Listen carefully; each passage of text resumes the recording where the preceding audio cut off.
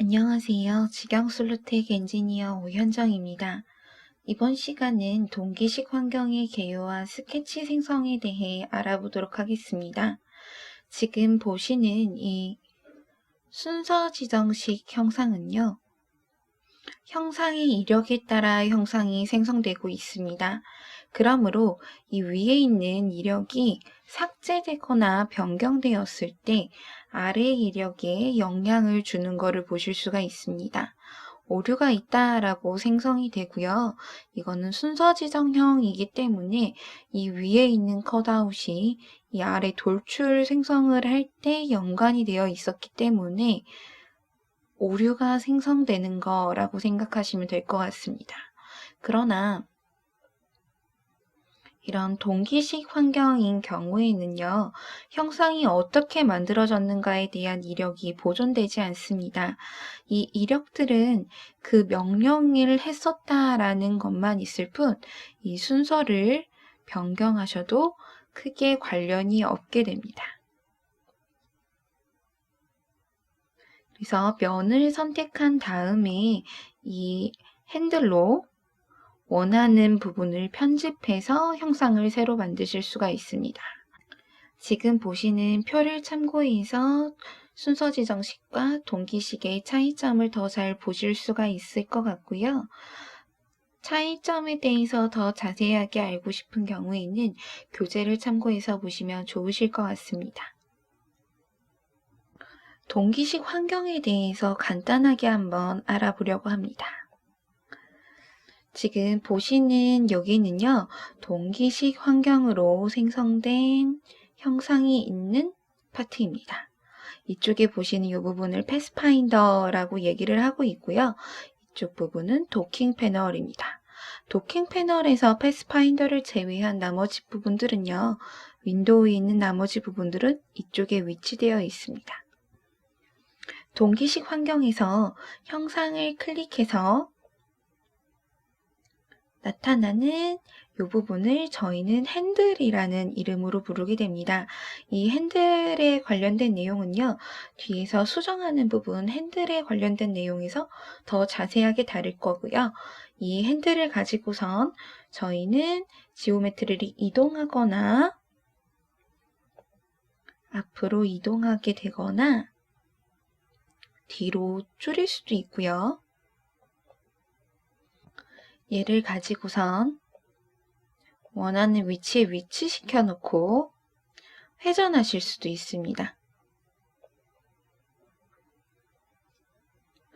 지금 보고 있는 이 부분을 저희는 명령 툴바라고 부르게 되는데요. 명령 툴바는 선택된 항목을 기반으로 상황에 맞는 편집 도구들을 나열할 수 있습니다. 옵션을 변경하고 싶은 경우에는 옵션을 이쪽에서 선택해서 변경하실 수도 있습니다. 이 부분은 저희가 디자인 의도 패널이라고 부르는 부분입니다.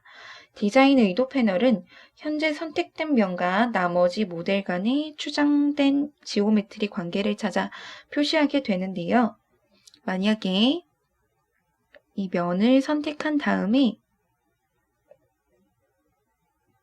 디자인 의도 패널에서 동일 평면상이 켜져 있는지 확인하고 핸들을 사용해서 잡아당겨서 치수를 넣게 되면요. 모든 평면들의 동일 평면에 있었던 치수들이 변경되는 것을 보실 수가 있을 것 같습니다. 고급 부분을 클릭하게 되면요. 고급 설계 의도가 표현이 됩니다. 디자인 의도 패널과 비슷하게 보이지만요.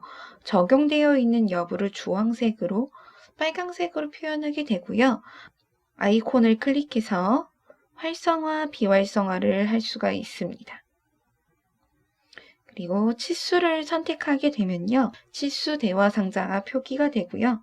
화살표를 선택해서 어떤 방향으로 모델을 수정할 건지에 관련된 옵션을 설정할 수가 있습니다. 예를 들어서 저는 이 중심점은 가만히 있고 이 바깥쪽으로만 이동하고 싶다라고 하시는 경우에는 이쪽에 있는 화살표를 설정하고서 선택하고 값을 늘려주게 되면은 기준점 그대로 있고 옆으로 밀려나가는 형상 만드실 수가 있을 것 같습니다. 그러면 저희가 동기식 환경에서 모델링을 하기 위해서 새로운 파트를 한번 열어보도록 하겠습니다. 새로 만들기에서 파트를 열어주시면 동기식 환경이 뜨는 것을 보실 수가 있고요. 그리기 도구에서 사각형을 한번 입력해 보도록 하겠습니다. 사각형 클릭해 주시고 기본 참조 평면을 켜 주신 다음에 XY 평면을 가까이 가게 되면은 자물쇠 모양이 나타나게 됩니다. 이 자물쇠 모양을 콕하고 클릭하셔도 되고 F3이라는 거를 클릭해서 키보드에 F3을 클릭하게 되면은 자동으로 평면이 잠겨서 그 평면에 스케치를 그리기 편하게 만들어주게 될 겁니다. 이 스케치를 중심 부분을 콕하고 찍어 주신 다음에 사각형, 간단한 사각형 한번 그려보도록 하겠습니다. 사각형의 크기를 스마트 치수를 사용해서 100, 80 이렇게 해서 사각형을 하나 그려볼 거고요. 이러한 사각형의 윗면을 선택하게 되면은 영역을 선택하게 되면은 핸들이 나타나고 이 핸들을 기준으로 위로 잡아당기게 되면은 돌출이 되는 거 보실 수가 있을 것 같습니다. 또 형상을 추가하기 위해서는요. 똑같이 평면을 잡아주시고 F3 키를 눌러주신 다음에 스케치를 그리고 영역을 선택한 다음 위로 올려주시기만 하면은 추가 형상 만드실 수가 있습니다. 그리고 구멍 명령을 사용해서 구멍을 뚫을 경우에도 해당하는 평면 잠가주시고 원하는 위치에다가 구멍 명령 넣어주시면은 구멍 형상이 추가되는 거 보실 수가 있을 것 같습니다. 라운딩 명령 선택한 다음에 모서리 부분 선택해서 라운드 값을 주실 수도 있고요. 라운드 부분을 선택해서 또 라운드 값을 변경하실 수도 있습니다. 이런 식으로 간단하게 핸들과 위에 있는 명령들을 사용해서 동기식 환경에 대해서 간단하게 알아봤습니다.